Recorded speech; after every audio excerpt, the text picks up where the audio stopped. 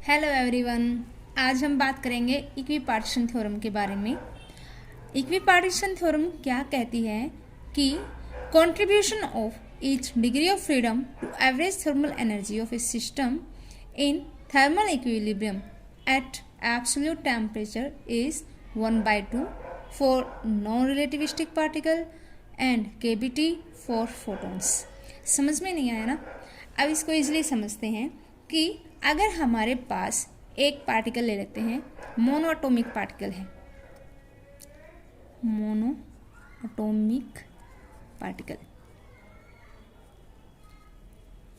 अब ये जो पार्टिकल है ये मूव कर सकता है किसी भी डायरेक्शन में, जैसे ये एक्स डायरेक्शन में मूव कर सकता है, ये वाई डायरेक्शन में मूव कर सकता है, ये जेड डायरेक्शन में मूव कर सकता है। यानी ये पार्टिकल फ्री है 3 डायरेक्शन में मूव करने के लिए। तो जितनी डायरेक्शन में पार्टिकल मूव करने के लिए फ्री होता है उसको बोलते हैं उसकी डिग्री ऑफ फ्रीडम। यानी इस पार्टिकल की डिग्री ऑफ फ्रीडम कितनी है? 3 है। तो इक्विपार्टीशन थ्योरम क्या कहती है कि contribution of each degree of freedom, यानी इसकी हर एक डिग्री ऑफ फ्रीडम का कंट्रीब्यूशन उस सिस्टम की एवरेज थर्मल एनर्जी में वो कितना होगा? 1/2 kBT। यानी किसी भी पार्टिकल की हर एक डिग्री ऑफ फ्रीडम उस पार्टिकल की थर्मल एनर्जी में 1/2 kBT कंट्रीब्यूट करेगी। ये है हमारी इक्विपार्टीशन थ्योरम। अब यहाँ पे एक डिग्री ऑफ फ्रीडम का कंट्रीब्यूशन कितना है? हाफ ऑफ kBT है। और यहाँ पे टोटल डिग्री ऑफ फ्रीडम कितनी है? 3 है। तो इसकी टोटल एवरेज थर्मल एनर्जी कितनी हो जाएगी? 3/2 kBT। यानी अगर मैं इन तीनों डिग्री ऑफ फ्रीडम की एवरेज एनर्जी को ऐड कर दूं तो किसके बराबर आ जाएगा? 3/2 kBT। तो इक्विपार्टीशन थ्योरम क्या कहती है कि contribution of each degree of freedom to average thermal kinetic energy of system in thermal equilibrium at absolute temperature. यानी कोई भी सिस्टम है वो थर्मल इक्विलिब्रियम में है और उसका जो थर्मल इक्विलिब्रियम जो टेम्परेचर है वो क्या है? Absolute temperature.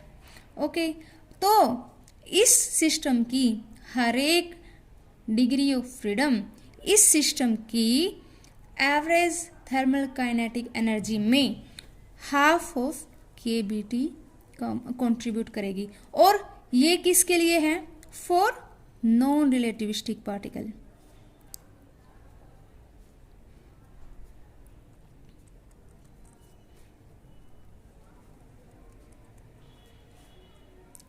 ठीक है, यानी इस सिस्टम के पार्टिकल्स कैसे हैं? नॉन रिलेटिविस्टिक हैं। यानी यहाँ पे जो काइनेटिक एनर्जी है पार्टिकल्स की वो बहुत ही कम है रेस्ट मास एनर्जी से। उन पार्टिकल्स को बोलते हैं नॉन रिलेटिविस्टिक पार्टिकल। और रिलेटिविस्टिक पार्टिकल्स कौन से होते हैं? जिनकी काइनेटिक एनर्जी नियरली इक्वल हो या फिर ग्रेटर हो उसकी रेस्ट मास एनर्जी से, वो पार्टिकल होते हैं रिलेटिविस्टिक पार्टिकल। तो ये कॉन्ट्रीब्यूशन है हर एक डिग्री ऑफ फ्रीडम का फॉर नॉन रिलेटिविस्टिक पार्टिकल्स के लिए। अगर हमारे पास पार्टिकल्स कैसे हैं? रिलेटिविस्टिक पार्टिकल हैं या फिर मासलेस पार्टिकल हैं, तो उनकी हर एक डिग्री ऑफ फ्रीडम का कंट्रीब्यूशन उसकी एवरेज थर्मल एनर्जी में कितना रहेगा? kBT। ओके, ये है फॉर रिलेटिविस्टिक पार्टिकल।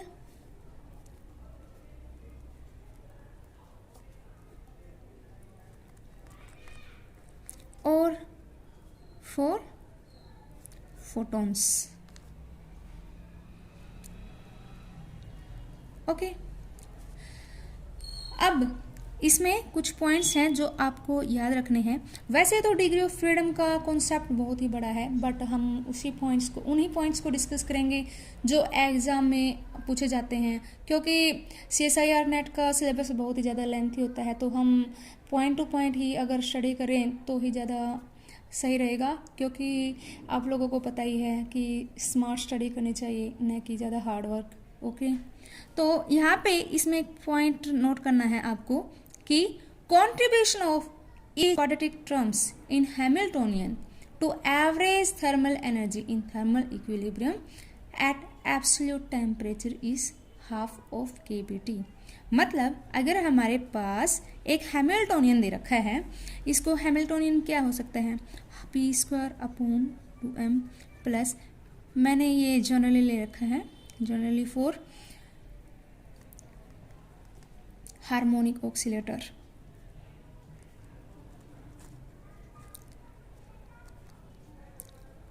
ओके यहाँ पे ये जो हैमिल्टोनियन मैंने ले रखा है वो किसका है, एक हार्मोनिक ऑक्सीलेटर का है।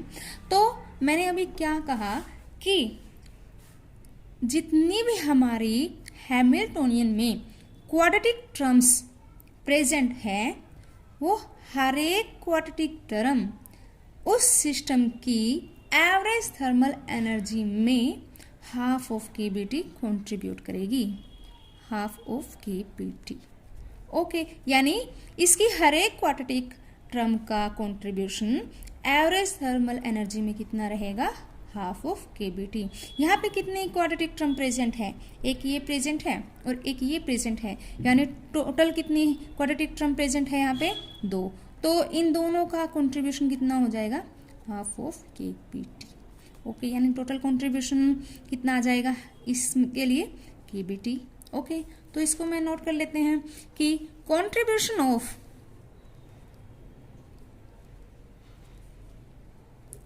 each quadratic term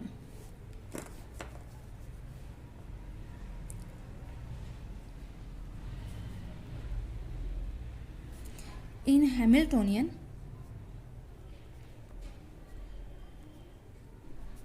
to average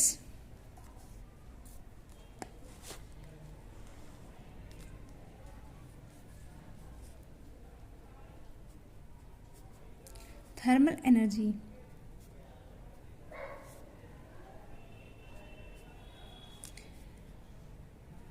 in thermal equilibrium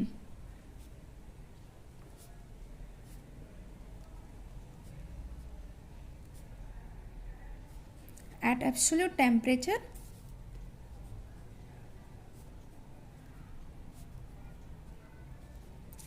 T is equal to half of kBT। Okay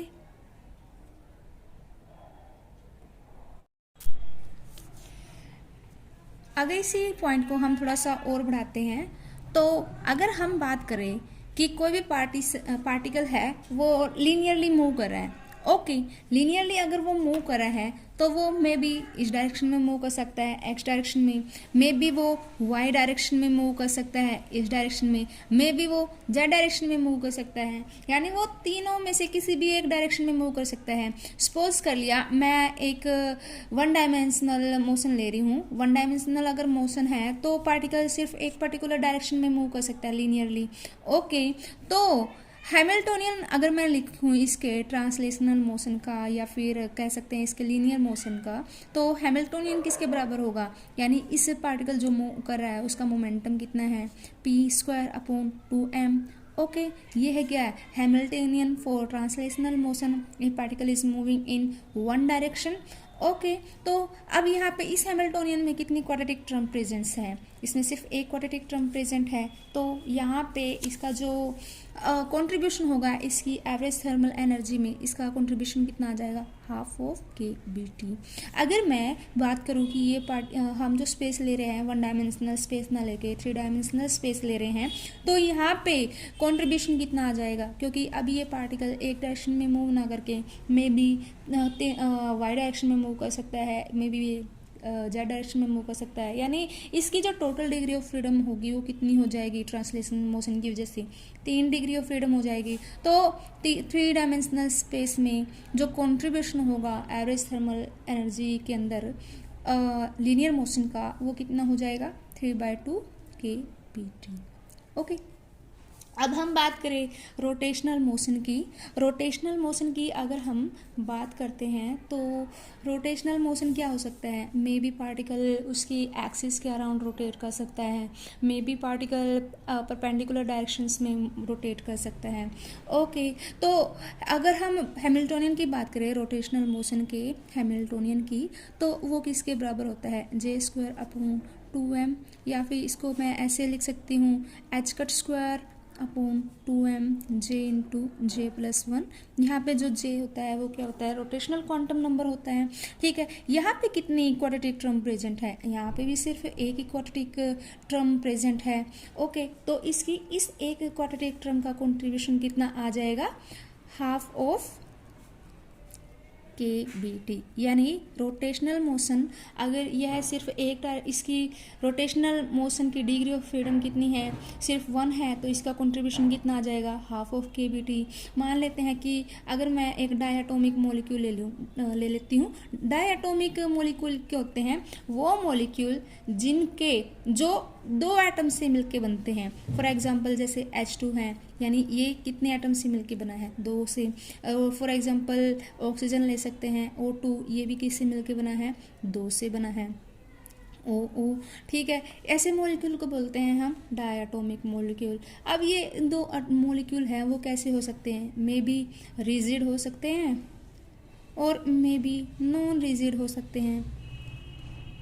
इनका क्या मतलब है, रिजिड का मतलब होता है कि जब भी पार्टिकल अगर मूव कर रहा है तो मूव करते टाइम अगर इन पार्टिकल के बीच का जो सेपरेशन है अगर वो चेंज नहीं हो रहा, यानी मोशन के दौरान अगर पार्टिकल के बीच का सेपरेशन चेंज नहीं हो रहा है तो उसको बोलते हैं रिजिड डायटोमिक मॉलिक्यूल्स या फिर रिजिड मॉलिक्यूल्स। और नॉन रिजिड मॉलिक्यूल्स कौन से होते हैं, वो मॉलिक्यूल्स जिनके बीच का सेपरेशन मोशन के साथ चेंज हो जाए उनको बोलते हैं नॉन रिजिड मॉलिक्यूल्स। ओके, अब रिजिड मॉलिक्यूल में मान लेते हैं, अब मैं फिर से डायटोमिक मॉलिक्यूल पे आती हूँ और ये जो डायटोमिक मॉलिक्यूल है वो रिजिड डायटोमिक मॉलिक्यूल है। रिजिड डायटोमिक मॉलिक्यूल है तो ये जो पार्टिकल है वो रोटेट किस किस डायरेक्शन में कर सकता है, मे बी ये इसकी एक्सिस के अराउंड रोटेट कर सकता है और मे भी ये इसके परपेंडिकुलर डायरेक्शन में रोटेट कर सकता है। यानी अगर मॉलिक्यूल रिजिड है तो उसकी रोटेशनल डिग्री ऑफ फ्रीडम हमेशा 2 रहेगी, ये आपको याद रखना है। डिग्री ऑफ फ्रीडम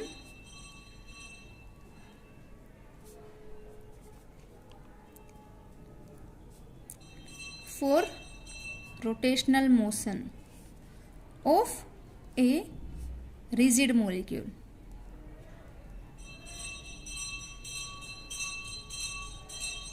ओके, अब यहाँ पे इसकी रोटेशनल डिग्री ऑफ फ्रीडम कितनी है, 2, और 1 डिग्री ऑफ फ्रीडम का कंट्रीब्यूशन कितना है इसका, 1/2 KBT। तो टोटल कंट्रीब्यूशन कितना आ जाएगा इसका, एवरेज काइनेटिक एनर्जी में कितना आ जाएगा, KBT। Okay,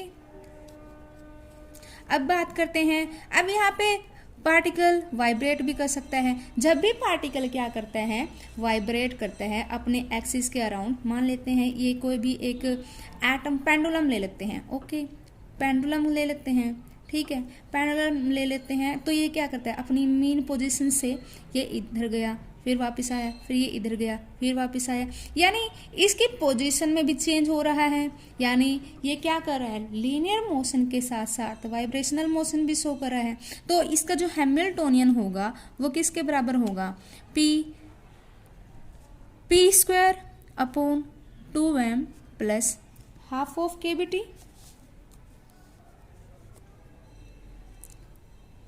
half of KX square. अब ये जो टर्म आ रही है इसकी लीनियर मोशन की वजह से आ रही है और ये जो टर्म आ रही है इसकी पोटेंशियल की वजह से आ रही है। ओके, यहाँ पे टोटल जो क्वाड्रेटिक टर्म्स हैं कितनी है, इसकी 2 क्वाड्रेटिक टर्म है। और मैंने बताया था हैमिल्टोनियन के अंदर जितनी क्वाड्रेटिक टर्म होंगी, हर एक क्वाड्रेटिक टर्म उसकी एवरेज थर्मल काइनेटिक एनर्जी में हाफ ऑफ KBT कंट्रीब्यूट करेगी। अब इसकी वजह से हाफ ऑफ KBT आ गया, प्लस इसकी वजह से कितना आ जाएगा, हाफ ऑफ KBT, यानी कितना आ गया ये टोटल KBT। ये आपको याद रखना है कि जब भी हम वाइब्रेशनल डिग्री ऑफ फ्रीडम की बात करते हैं, वाइब्रेशनल डिग्री ऑफ फ्रीडम में हर एक डिग्री ऑफ फ्रीडम कितना कंट्रीब्यूट करेगी, हाफ ऑफ kBt, क्योंकि इसका जो हैमिल्टोनियन है वो 2 क्वाड्रेटिक टर्म से मिलकर बना है और उसका टोटल कंट्रीब्यूशन उसकी एवरेज थर्मल काइनेटिक एनर्जी में कितना आ जाएगा, kBt। ओके, अब बात करते हैं हम डायटोमिक मॉलिक्यूल्स के बारे में। अभी जो हम लोगों ने इक्विपार्टीशन थ्योरम पढ़ी है उसका यूज़ करके हम डायटोमिक मॉलिक्यूल्स की एवरेज थर्मल एनर्जी निकालेंगे, यानी हम कैलकुलेट करेंगे average kinetic thermal energy. Okay, अब हमारे पास जो डायटोमिक मॉलिक्यूल्स हैं, जब हम पहले बात कर चुके हैं, डायटोमिक मॉलिक्यूल्स वो मॉलिक्यूल्स होते हैं जो 2 एटम से मिलके बने होते हैं। ठीक है, अब जैसे हाइड्रोजन है, O2 है, ये किससे मिलके बने हैं, 2 एटम से मिलके बने हैं, तो ये दोनों क्या हैं, डायटोमिक मॉलिक्यूल हैं। अब मैं ये भी बता चुकी हूँ रिजिड क्या होते हैं, नॉन रिजिड क्या होते हैं। ओके, अब क्या है, हमारे पास है डायटोमिक मॉलिक्यूल। अब ये रिजिड भी हो सकता है और नॉन रिजिड भी हो सकता है। तो अब रिजिड डायटोमिक मॉलिक्यूल है, ये तीनों डायरेक्शन, अगर मैं 3 डायमेंशनल स्पेस की बात कर रही हूँ तो ये तीनों डायरेक्शन में किसी भी डायरेक्शन में मूव कर सकता है। तो इसकी जो translational degree of freedom rigid diatomic molecule की वो कितनी रहेगी, 3, क्योंकि हम किसकी बात कर रहे हैं, 3 डायमेंशनल स्पेस की। ओके, और ये जो रिजिड डायटोमिक मॉलिक्यूल है वो या तो अपनी एक्सिस के अराउंड रोटेट कर सकता है या फिर ये अपनी एक्सिस के परपेंडिकुलर रोटेट कर सकता है। तो रिजिड डायटोमिक मॉलिक्यूल की रोटेशनल डिग्री ऑफ फ्रीडम कितनी हो जाएगी, = 2। ओके, अब रह गई बात वाइब्रेशनल डिग्री ऑफ फ्रीडम की, क्योंकि ये पार्टिकल रिजिड है और वाइब्रेशन के लिए क्या चाहिए कि पार्टिकल को उसकी एक पर्टिकुलर एक्सिस के अबाउट वाइब्रेट करना चाहिए, यानी पहले वो अपनी एक्सिस से दूर जाएगा, फिर वापस अपनी एक्सिस पे आएगा, फिर वो वापस दूर जाएगा और फिर वापस अपनी एक्सिस पे आएगा, यानी इस तरह का मोशन शो करना चाहिए। बट ये रिजिड है तो यह अपनी एक्सिस के अबाउट वाइब्रेट नहीं कर सकता, तो इसकी जो वाइब्रेशनल डिग्री ऑफ फ्रीडम है वो कितनी रहेगी, 0। ओके, अब एक डायटोमिक मॉलिक्यूल के पास टोटल डिग्री ऑफ फ्रीडम कितनी हो जाएगी, टोटल डिग्री ऑफ फ्रीडम कितनी आ जाएगी, 5। ओके, अब हमारे पास अगर सिस्टम है हमारा और यह हाइड्रोजन गैस से मिलके बना हुआ है और इसके अंदर N मॉलिक्यूल है हाइड्रोजन गैस के। अब एक हाइड्रोजन गैस यानी एक डायटोमिक मॉलिक्यूल की डिग्री ऑफ फ्रीडम कितनी है, 5। अब हमारे पास टोटल कितने मॉलिक्यूल हैं हाइड्रोजन या फिर डायटोमिक के, वो है N। तो इन सभी की डिग्री ऑफ फ्रीडम कितनी आ जाएगी, 5N। ओके, अब हम लोगों ने अभी बात करी थी कि एक एटम की एक डिग्री ऑफ फ्रीडम उसकी एवरेज थर्मल काइनेटिक एनर्जी में कितना कंट्रीब्यूशन करती हैं, ½ kBt। अब मैंने जो ये पूरा सिस्टम ले रखा है, इस पूरे सिस्टम की टोटल डिग्री ऑफ फ्रीडम कितनी आई है, 5N, और एक डिग्री ऑफ फ्रीडम का कंट्रीब्यूशन कितना है, ½ kBt। तो टोटल जो इसकी एवरेज थर्मल काइनेटिक एनर्जी आ जाएगी वो कितनी आ जाएगी, 5N × ½ kBt। ओके, यहाँ पे ये कितना आ जाएगा, 5/2 N kBt। ओके, अब हमें ये आ गया। अब हमें पता है कि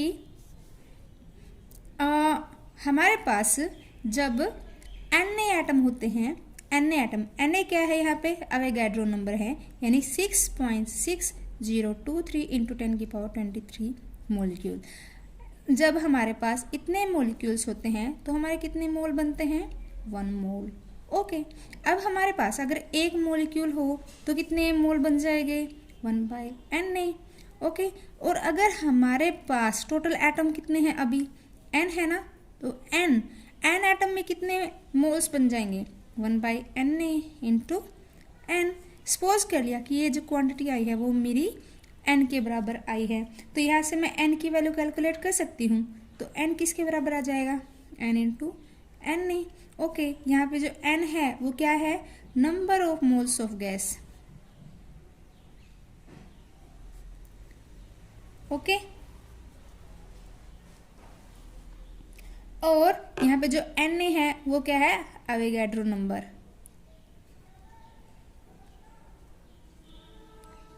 यहाँ पे अब मैं ये वाली वैल्यू इसके अंदर पुट कर सकती हूँ, तो हमारी जो टोटल एवरेज काइनेटिक एनर्जी आ जाएगी वो कितनी आ जाएगी, 5/2। एन की वैल्यू कितनी आ जाएगी, NA/kBT। ओके, अब हमें पता है NA/kBT वो किसके बराबर होता है, R क्या था हमारा, यूनिवर्सल गैस कांस्टेंट।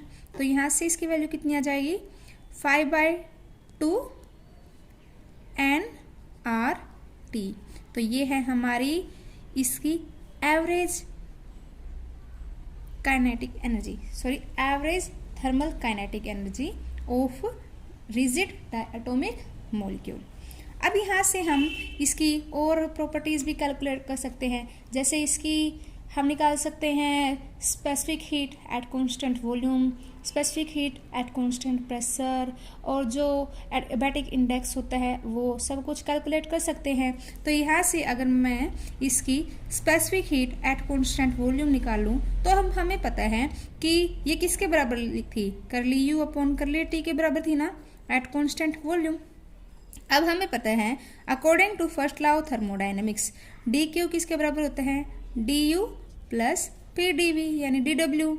ओके, ये हम लोगों ने अभी पढ़ा नहीं है, बाद में पढ़ेंगे, अभी मैं इसको ऐसे लिख रही हूँ। अब यहाँ पे वॉल्यूम कांस्टेंट है तो ये वाली टर्म क्या हो जाएगी, 0। तो डी क्यू किसके बराबर आ जाएगा, डी यू के। तो हम कह सकते हैं कि जो डी वी है वो किसके बराबर आ जाएगा, curly U upon curly T keeping volume as constant. यहाँ से अब मेरी u की वैल्यू आई हुई है तो u की वैल्यू इसके अंदर पुट कर सकते हैं। तो इसकी वैल्यू कितनी आ जाएगी, CV is equal to u की वैल्यू कितनी है, 5/2 nRT। अब यहाँ से मैं अगर इसका डेरिवेशन करूँ विद रिस्पेक्ट टू टेम्परेचर तो कितना आ जाएगा, 5/2 nR। तो ये है हमारी specific heat at constant volume for a rigid diatomic molecule. Okay, अब हमें पता है कि जो CP और CV है यानी specific heat at constant pressure and specific heat at constant volume, वो इस फॉर्मूले से रिलेट करते हैं, CP minus CV is equal to R। तो यहाँ से मैं CP की वैल्यू निकाल सकती हूँ। तो CP कितना आ जाएगा, R प्लस ये है 1 मोल के लिए, अगर N मोल की बात कर रहे हो तो यहाँ पे N आ जाएगा। तो NR प्लस CV साइड जाके प्लस हो जाएगा CV, तो ये कितना आ जाएगा, NR प्लस CV की वैल्यू कितनी आई है, 5/2 nR। तो ये वैल्यू इसमें पुट कर सकते हैं तो कितनी आ जाएगी, ये यहाँ पे 7/2 nR। अब डायटोमिक मॉलिक्यूल हमारा रिजिड ही नहीं हो सकता, वो नॉन रिजिड भी हो सकता है, मतलब उसके जो पार्टिकल्स के बीच का जो सेपरेशन है मोशन के साथ क्या हो सकता है, चेंज हो सकता है। और उस टाइप के डायटोमिक मॉलिक्यूल्स को हम क्या कहते हैं, non rigid diatomic molecules. Okay, तो अब अगर हमारे पास एक मॉलिक्यूल है, एक मॉलिक्यूल के पास जो टोटल डिग्री ऑफ फ्रीडम्स होती हैं वो होती हैं 3n। यहाँ पे जो n है ना, ये वाला n एटम्स को रिप्रेजेंट नहीं कर रहा, ये वाला n रिप्रेजेंट कर रहा है उस मॉलिक्यूल को बनाने के लिए कितने एटम्स की रिक्वायरमेंट थी। अब हम बात कर रहे हैं डायटोमिक मॉलिक्यूल्स की, तो इसका मतलब इस मॉलिक्यूल को बनाने के लिए हमें कितनी एटम की रिक्वायरमेंट है, 2। तो हमारे पास जो डायटोमिक मॉलिक्यूल है उसकी जो मैक्सिमम डिग्री ऑफ फ्रीडम होती है वो कितनी होती है, 6। ठीक है, अब हमारे पास क्या है, अब डायटोमिक मॉलिक्यूल है, फिर से इसकी जो ट्रांसलेशनल डिग्री ऑफ फ्रीडम है वो किसके बराबर आएंगी, 3, अगर हम 3 डायमेंशनल स्पेस की बात कर रहे हैं। और इसकी जो रोटेशनल डिग्री ऑफ फ्रीडम है वो भी कितनी आएंगी, 2। अब मैक्सिमम इसके पास डिग्री ऑफ फ्रीडम कितनी है, 6। तो वाइब्रेशनल डिग्री ऑफ फ्रीडम कितनी रह जाएंगी इसकी, 6 - 5 इज इक्वल टू 1। ओके, अब हमने बात की थी कि U क्या है यहाँ पे, average thermal kinetic energy of whole system, या फिर एक एटम की बात कर लेते हैं फिलहाल। ठीक है, अब यहाँ पे जो टोटल डिग्री ऑफ फ्रीडम आ गई है वो 6 है। ठीक है, तो यहाँ पे हमें पता है एवरेज थर्मल काइनेटिक एनर्जी वो कैसे निकलती है कि उसकी ट्रांसलेशनल डिग्री ऑफ फ्रीडम्स का टोटल कंट्रीब्यूशन कितना है। इसकी ट्रांसलेशनल डिग्री ऑफ फ्रीडम कितनी है, 3 है, तो ये आ गया 3। अब एक का कितना होता है, हाफ ऑफ kBT प्लस अब रोटेशनल कितनी है, 2, एक का कितना है, हाफ ऑफ kBT। अब मैंने आपको जब वाइब्रेशनल डिग्री ऑफ फ्रीडम के बारे में हम बात कर रहे थे उस टाइम पे बताया था कि वाइब्रेशनल डिग्री ऑफ फ्रीडम का जो कंट्रीब्यूशन रहता है एवरेज थर्मल काइनेटिक एनर्जी में वो 1 डिग्री ऑफ फ्रीडम का कितना रहता है, kBT।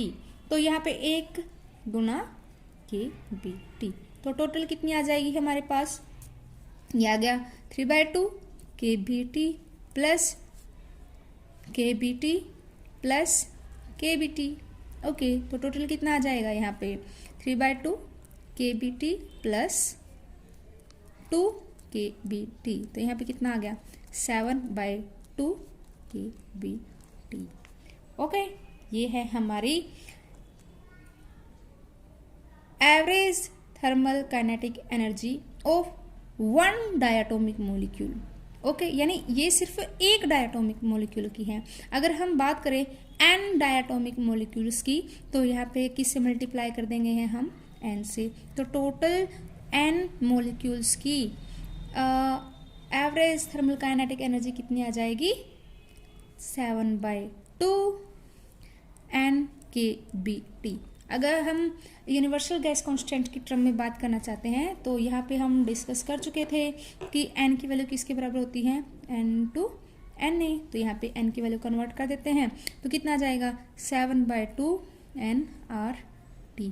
ओके, अब हम वैल्यू निकाल लेते हैं Cv की। Cv किसके बराबर अभी निकाला था हम लोगों ने, Cv किसके बराबर होता है, करली U अपॉन करली T। तो यहाँ पे मैं इस वैल्यू को यूज़ कर सकती हूँ, तो ये कितना आ जाएगा, करली U अपॉन करली T कीपिंग VH कॉन्स्टेंट। तो यहाँ पे इसका डेरिवेशन करेंगे तो कितना आ जाएगा 7/2 nR।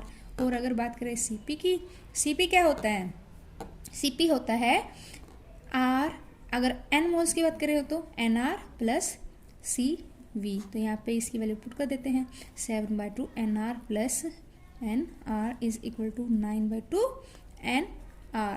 ये है हमारी specific heat at constant pressure for a non rigid diatomic molecule.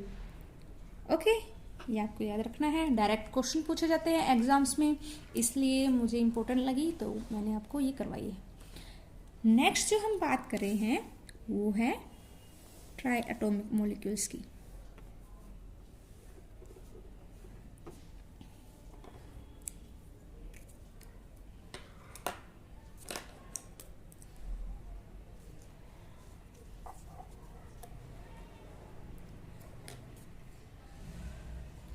Try atomic molecules, अब फिर से अब देखो ट्राई एटॉमिक मॉलिक्यूल्स क्या होते हैं। ट्राई एटॉमिक मॉलिक्यूल्स वो मॉलिक्यूल्स होते हैं जो 3 एटम से मिलकर बने होते हैं। फॉर एग्जाम्पल अगर हम ओजोन की बात करें तो उसमें कितने ऑक्सीजन होते हैं, 3 ऑक्सीजन एटम होते हैं, तो इसलिए कि कौन सा एटम है, एक ट्राई एटॉमिक मॉलिक्यूल है।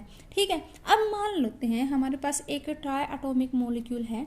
एक ट्राई एटॉमिक मॉलिक्यूल्स को हम, एक मॉलिक्यूल को हम कैसे अरेंज कर सकते हैं, मे बी इसको हम ऐसे अरेंज कर सकते हैं, ओके, मे बी इसको हम ऐसे अरेंज कर सकते हैं।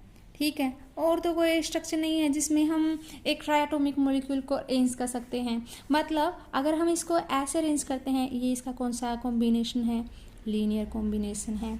ओके, अगर हम इसको ऐसे अरेंज करते हैं तो ये इसका कौन सा अरेंजमेंट है, ट्रायंगुलर अरेंजमेंट है। ओके, यानी ट्राई एटॉमिक मॉलिक्यूल को अरेंज करने के 2 वे हैं, या तो हम उसको लीनियरली अरेंज कर सकते हैं या इसको हम नॉन लीनियर फॉर्म में अरेंज कर सकते हैं। ट्रायंगल कैसे भी शेप की बन सकती है बट वो लीनियर स्ट्रक्चर नहीं बनाएगी, इसलिए हम कह सकते हैं कि ट्राई एटॉमिक मॉलिक्यूल या तो लीनियरली अरेंज होंगे या फिर वो नॉन लीनियरली अरेंज होंगे। अब बात करते हैं, पहले हम बात करेंगे कि हमारे पास जो एटॉमिक मॉलिक्यूल दे रखा है वो लीनियरली अरेंज्ड है। ओके, किसकी बात कर रहे हैं? लीनियरली अरेंज्ड ट्राइएटॉमिक मॉलिक्यूल की। Linear arrangement. ओके, अब यहाँ पे फिर से वही कंडीशन आ जाती है कि हमारा जो एटम है, सॉरी मॉलिक्यूल है, वो रिजिड भी हो सकता है और नॉन रिजिड भी हो सकता है। मतलब उसके मोशन के दौरान उनके बीच का सेपरेशन कम भी हो सकता है और वो फिक्स भी रह सकता है। पहले बात करते हैं कि जो हमारा लीनियरली अरेंज ट्राइएटॉमिक मॉलिक्यूल है वो रिजिड हो। कौन सा हो? रिजिड हो। ओके, अब हमें पता है कि कोई भी मॉलिक्यूल है अगर वो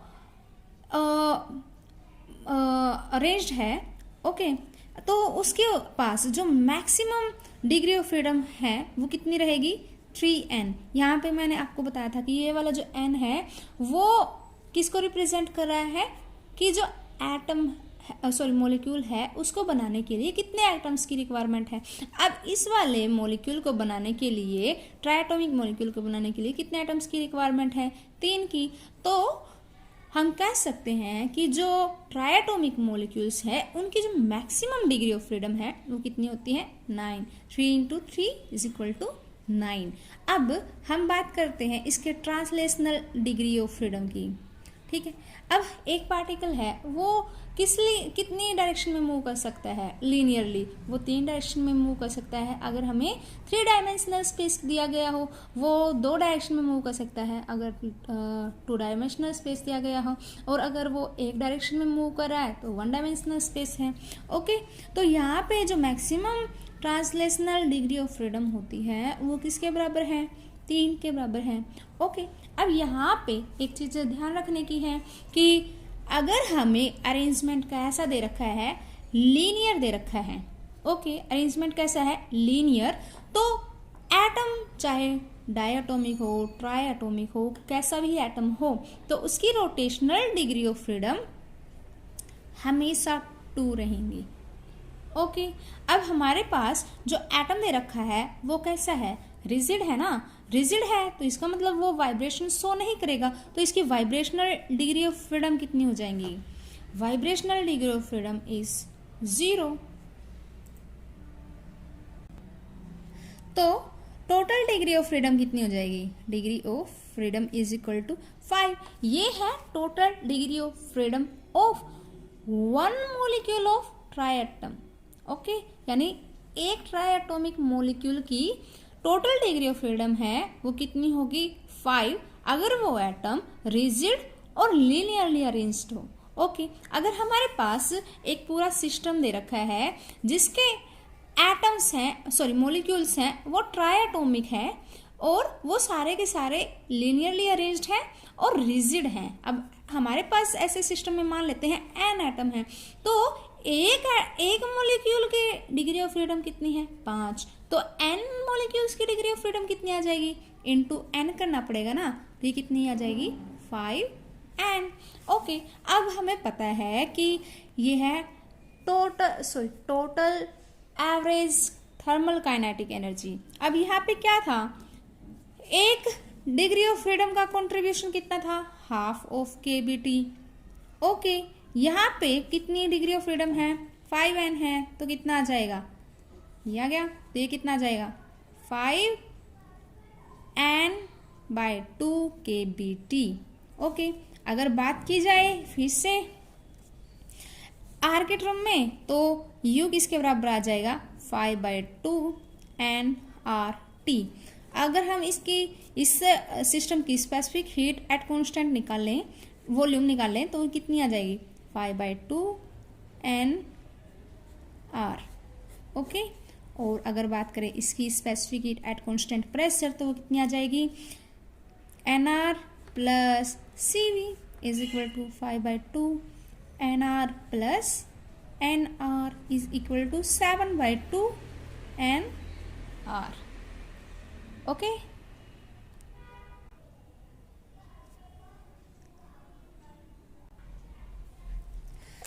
अब बात करते हैं हम नॉन रिजिड ट्राइएटॉमिक मॉलिक्यूल की। Non rigid linear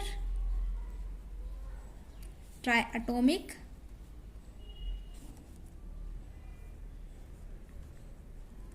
molecule. Okay, अब फिर से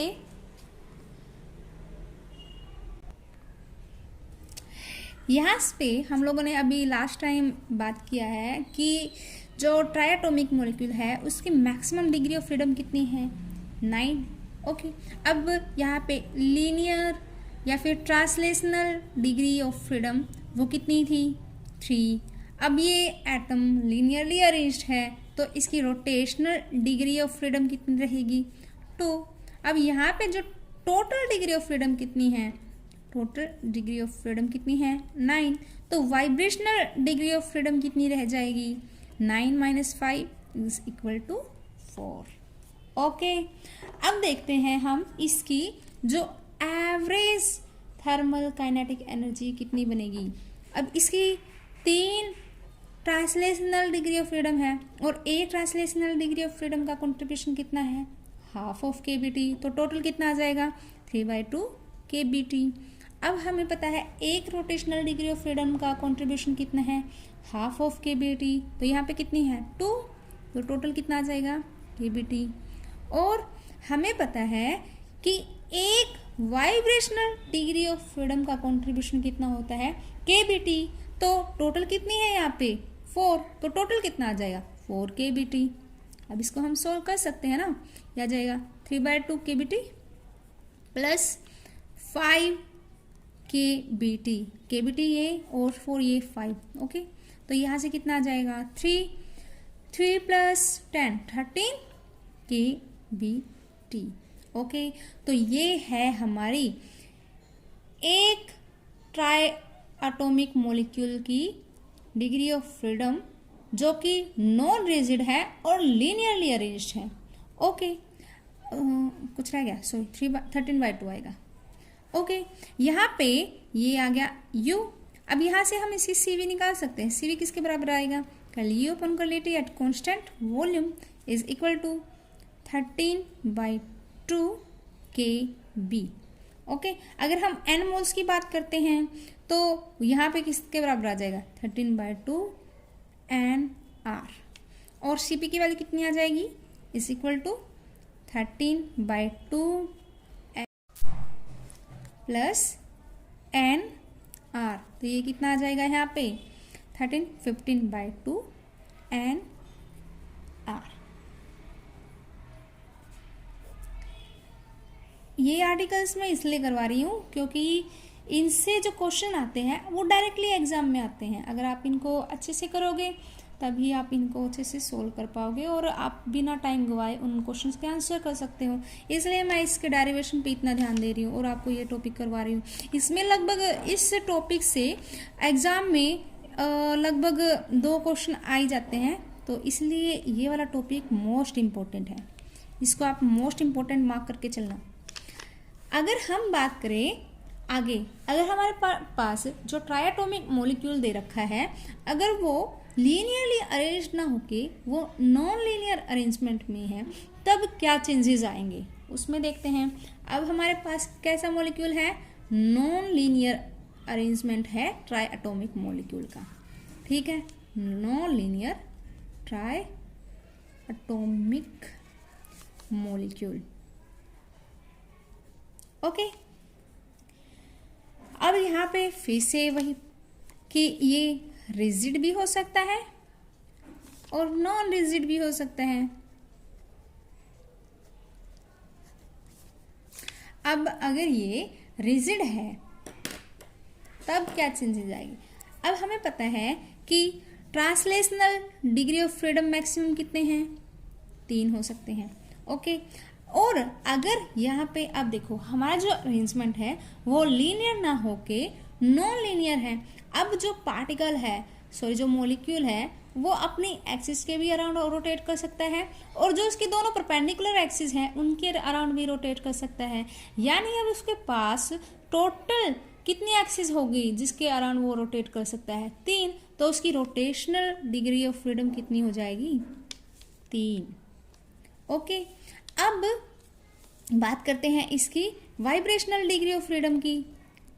अब हमारा मॉलिक्यूल कैसा है? रिजिड है। रिजिड है तो इसका मतलब वो वाइब्रेट नहीं कर सकता, तो वाइब्रेशनल डिग्री ऑफ फ्रीडम 0। ठीक है, तो अगर हम बात करें इसकी एवरेज थर्मल काइनेटिक एनर्जी की, तो एक मॉलिक्यूल की एवरेज थर्मल काइनेटिक एनर्जी कितनी आ जाएगी? हाफ ऑफ kBT इंटू 3, ये इसकी वजह से कॉन्ट्रीब्यूशन है, प्लस 3/2 kBT, ये वाला इसकी वजह से कॉन्ट्रीब्यूशन है। टोटल कितना आ जाएगा? ये 3 kBT। तो ये है हमारी average thermal kinetic energy of A triatomic molecule which is rigid in nature and non linearly arranged. Okay, अब यहाँ से फिर से अगर हम n एटम्स की बात करें तो n एटम्स के लिए कितना आ जाएगा? n इंटू 3 kBT, तो ये कितना आ जाएगा? 3nRT। अगर हम इसको कन्वर्ट करें किस में? मोल्स और गैस कांस्टेंट की टर्म में। ठीक है, अब यहाँ से अगर हम करली U अपॉन करली T करें, यानी हम निकालें specific heat at constant volume, तो वो कितनी आ जाएगी? 3nR। ऑलराइट, अब यहाँ से हम Cp की वैल्यू निकाल सकते हैं। Cp की वैल्यू कितनी आ जाएगी? 3nR plus nR। और बात रही नॉन रिजिड की, नॉन रिजिड वाला मैं आपके लिए होमवर्क छोड़ती हूँ, आप इसको खुद ट्राई करना।